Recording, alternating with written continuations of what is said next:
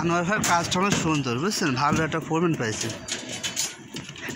এই আনোয়ার ভাই, এই যে এগুলো টিভি দেন তো এখানে, এই মাথাটা এগুলো, হ্যাঁ, কারণ এগুলো আপনার কিন্তু পরে ভাসে উঠবেন কিন্তু।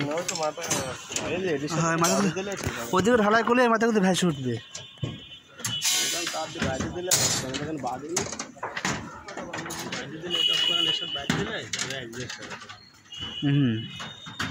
কোনো ভাসে উঠবে সাবধান।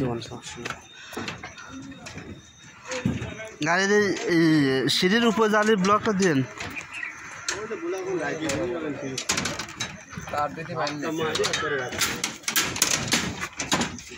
ওখানে সাদা রাখি।